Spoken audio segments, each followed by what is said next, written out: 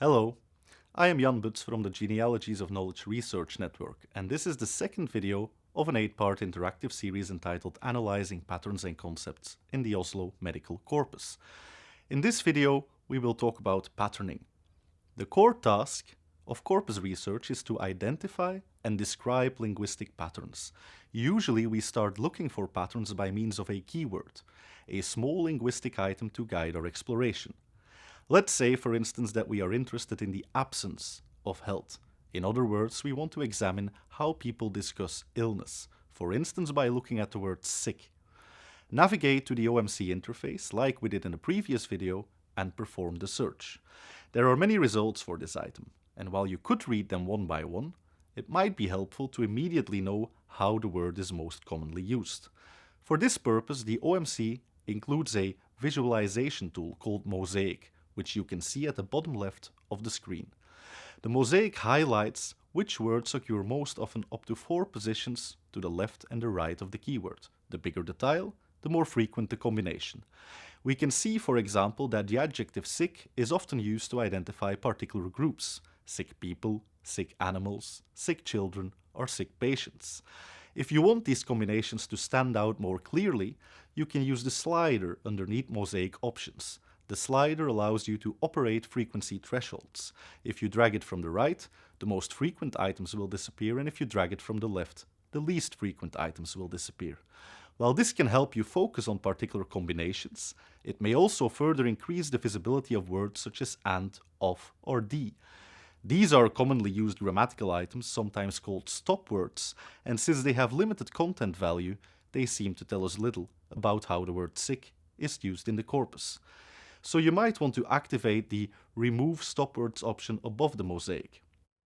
Doing so will reveal that on the left-hand side of the keyword, there are a variety of verbs that form combinations such as get sick and fall sick.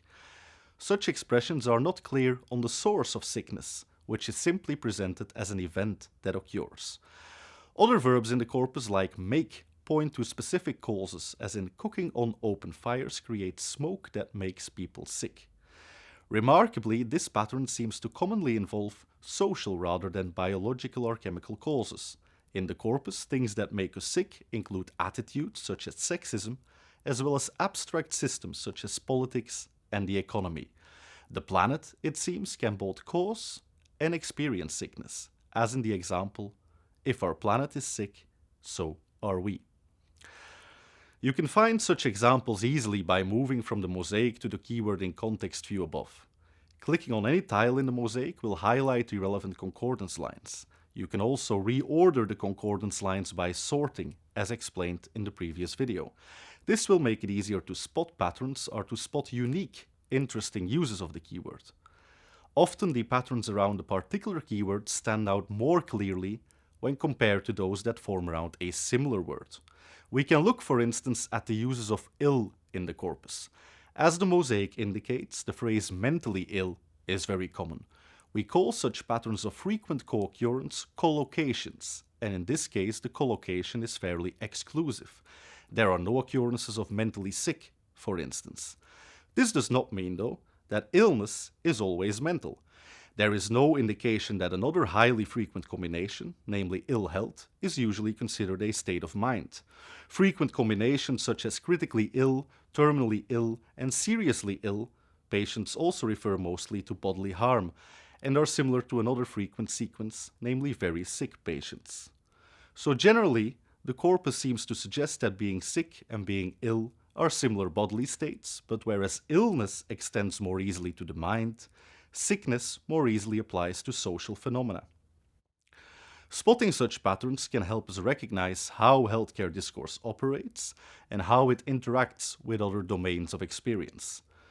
An important point to make here is that language is a constantly evolving and highly varied system, and linguistic analyses can therefore never be absolute or definitive. When you find a pattern, there will be counterexamples. Consider, for instance, the common phrase social ills, which seems to collapse the distinction between illness as mental and sickness as social that I just proposed. However, while it is always possible to be on the wrong track, It is often the case that objections to an initial hypothesis can encourage you to challenge your intuitions further. Maybe the words ill, ills, and illness are not as interchangeable as their appearance suggests. Perhaps they fulfill different communicative functions in different linguistic environments. In short, working with corpora proceeds as follows. Identify a keyword of interest, document the patterns it engages in, and try to interpret them coherently. When you find an anomaly, take it as an opportunity to dig deeper, and ultimately aim to relate linguistic patterns to their contexts of use. And that means always return to the body of texts. Get to know its composition.